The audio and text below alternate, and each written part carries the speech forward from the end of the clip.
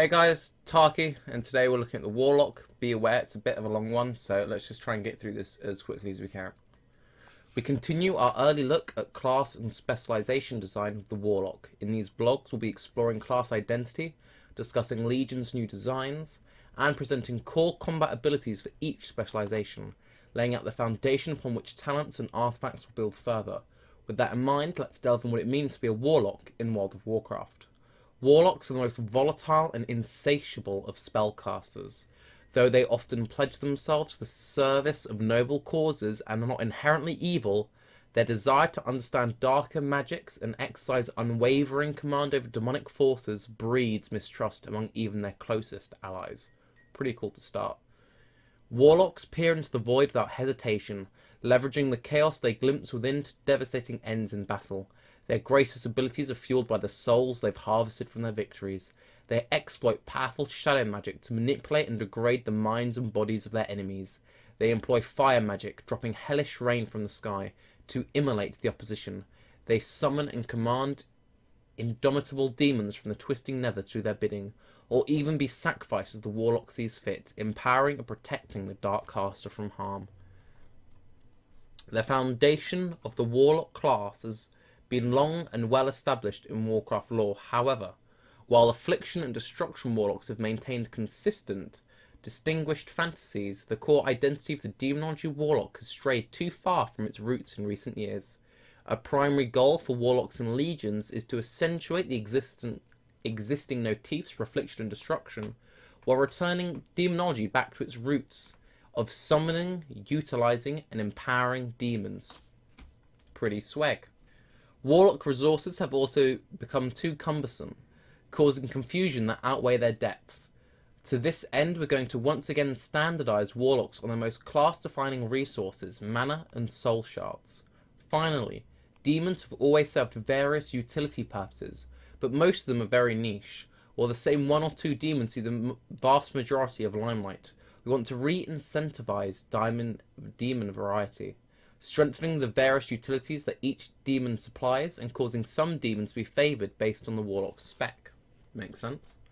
Although we'll probably still have the best and worst, but whatever.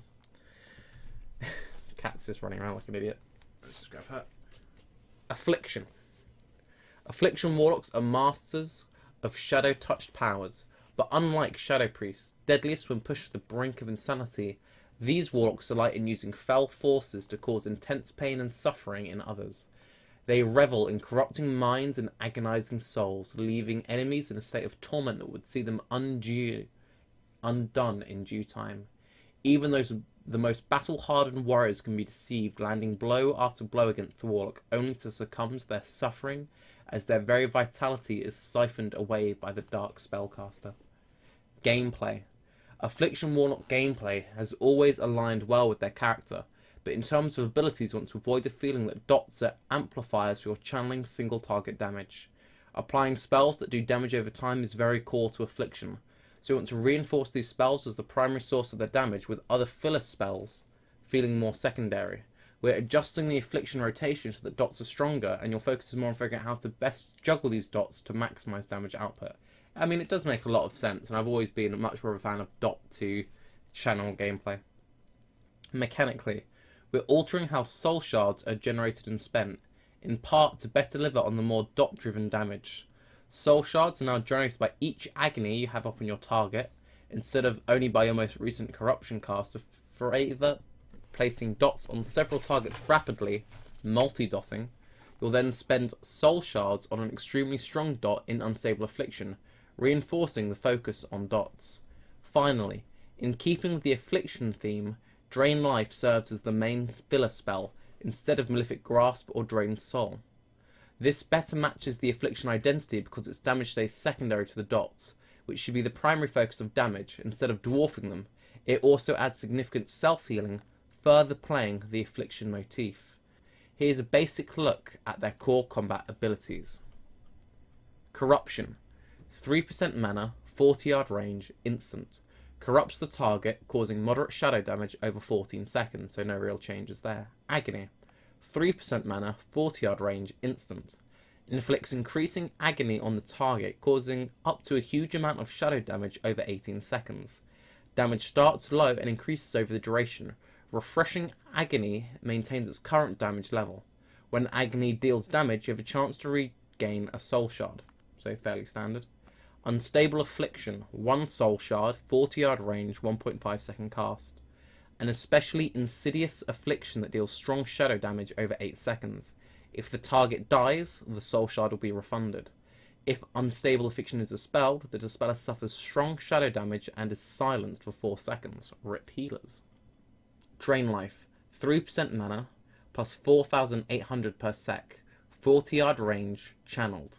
Drains life from the target, causing moderate shadow damage and restoring 18% of the caster's health over 6 seconds. Drains life damage is increased by 50% for each corruption, agony, and unstable affliction effects on the target. Okay, so basically 150% increased damage, makes sense. Mastery. Potent afflictions increase the damage of agony, corruption, and unstable affliction by 62.5%. Wow, that's very high. Okay. Additionally, to provide a glimpse of how some talents may build upon this, here's one example of an affliction-specific talent, Contagion, passive. After you cast Unstable Affliction, you can cast a second one for free within 3 seconds. Okay, I really like that. So basically, that makes multi-dotting a lot easier because you just cast one, then you can cast another one. So you could multi-dot a pack of 5 with only having to use 3 shards rather than having to like manually pop them around. No, big fan of that. Well played, Blizzard. Well played. Demonology. By their very nature, demons are leeches on the living universe, but the demonologist has mastered harnessing the power of these malefic beings on the field of battle. Warlocks harvest the souls of the defeated enemies. Those specialised in the ways of demonology use this life essence to tap into the void, pulling all manner of abomination from the chaos of the twisting nether. While such a practice is often considered by outsiders to be wicked and reckless, the demonologist maintains absolute control over the summoned creatures. These malignant entities are fully beholden to and empowered by the will of the warlock, until banished to the realm from whence they came. Pretty cool. Gameplay.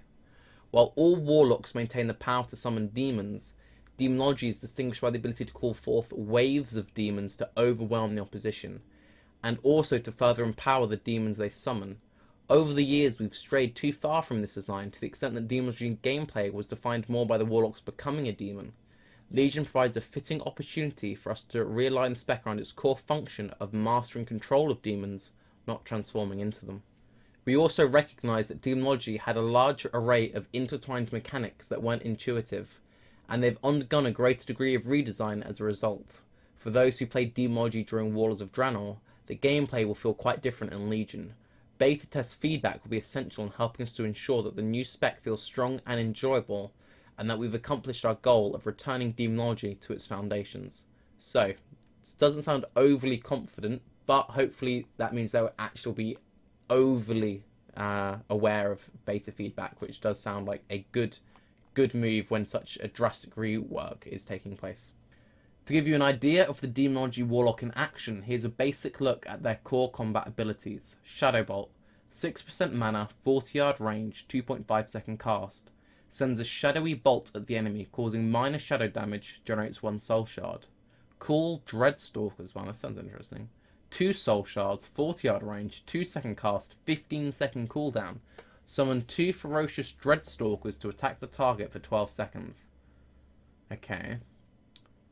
So they last for 12 seconds, 15 seconds. Okay, so basically that's like your DPS fillery move, and you want to have as many Dreadstalkers out.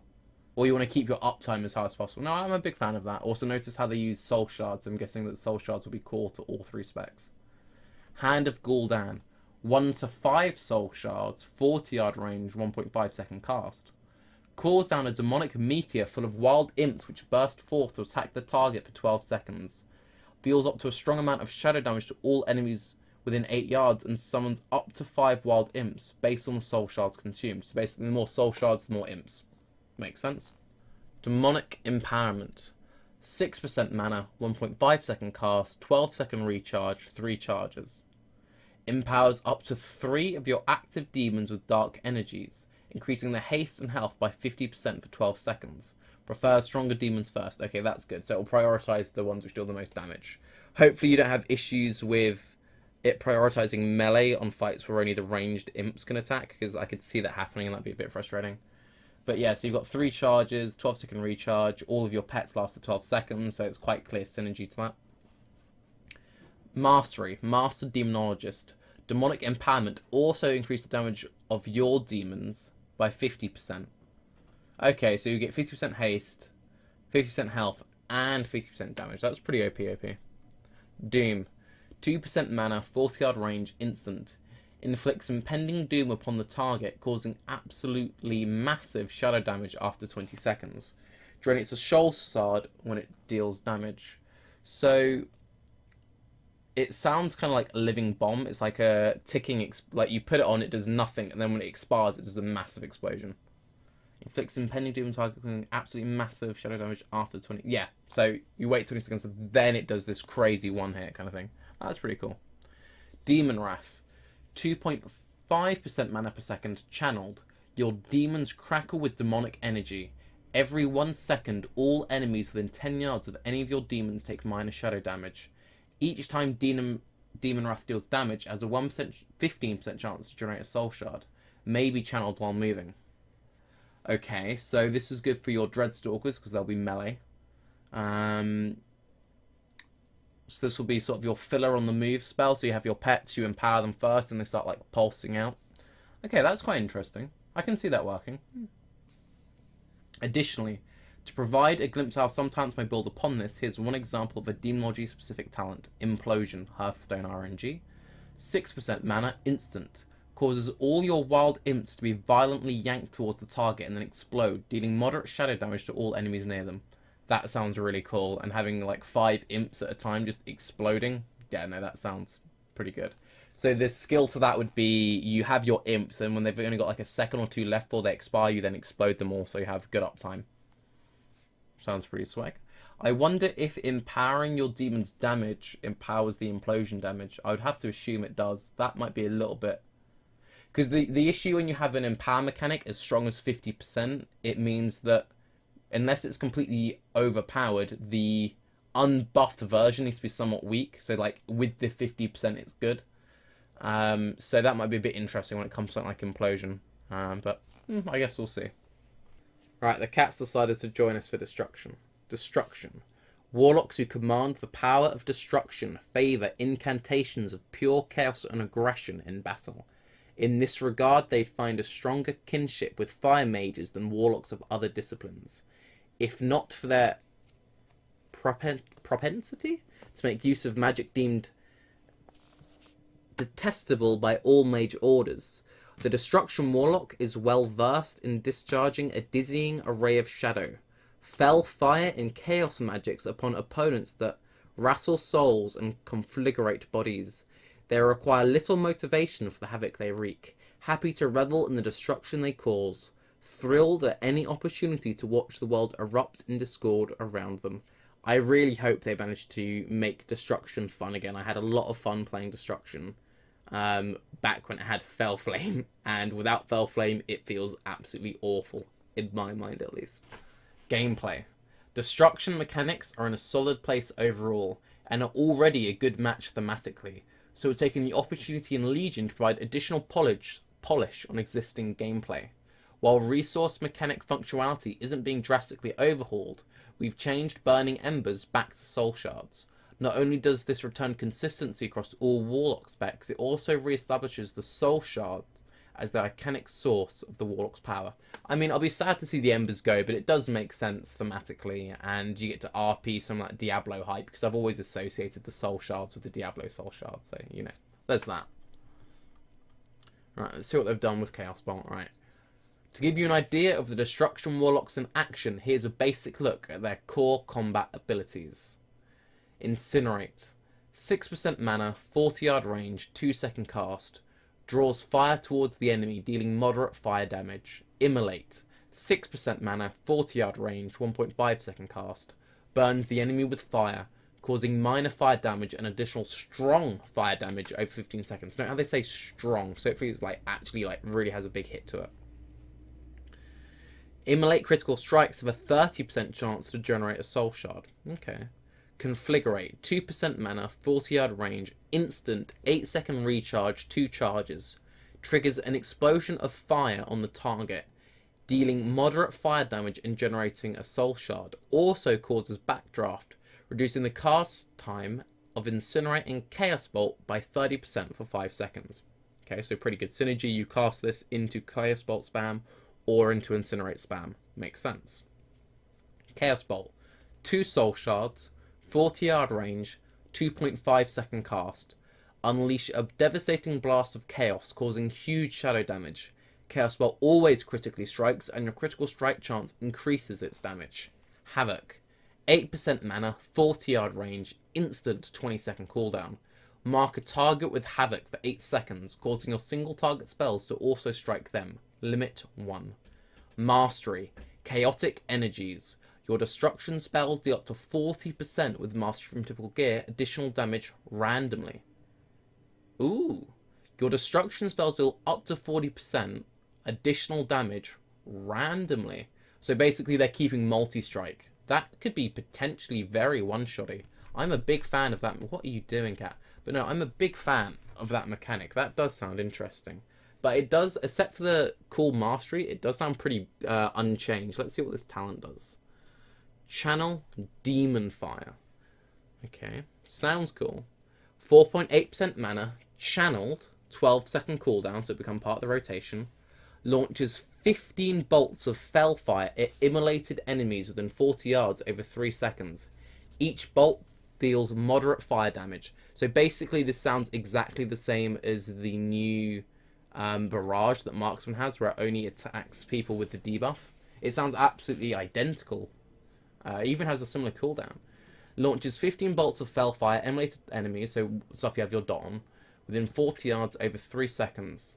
I mean, it sounds pretty cool, and it would be a nice filler to go into the rotation. It'd be really nice if you could use it on the move, because the thing which makes destruction feel bad is not having something like Fell Flame. You need a filler move that can be done while moving. Otherwise, your damage just stops completely. It's not as bad in raiding, but you still notice it. But in PvP especially, you just feel like you cannot get your damage out. And then you compare that to something like Affliction, where you just put your dots up, and then you can, you know, AFK, walk off, whatever. Anyway, that's mostly just a PvP rant. I like the way they've changed Unstable Affliction for Affliction. That sounds cool. The Demonology actually does sound pretty interesting. I was thinking it'd be pretty boring, but the way that you have Implosion and empowering your demons, and the fact that you can channel your demons to shoot out pulses of fell magic, it sounds a lot more engaging than a standard sort of pet class. So I'm pretty happy with what they've done with Affliction, and I'm very surprised, pleasantly so, with what they've done with Demonology. But Destruction, Fell Flame, just give us Incinerate on the move again, or give us Fell Flame. You need something which can be cast while moving. Hopefully it's hidden in the talent set somewhere, but... Anyway, I'm Tarke, the cat's AFK. Apologies for all the jump cuts you might notice watching this video. I've got a really bad voice at the moment, so I had to keep cutting the videos for drinks and coughs. Anyway, thanks again for watching, and I'll see you on my next one. Bye-bye.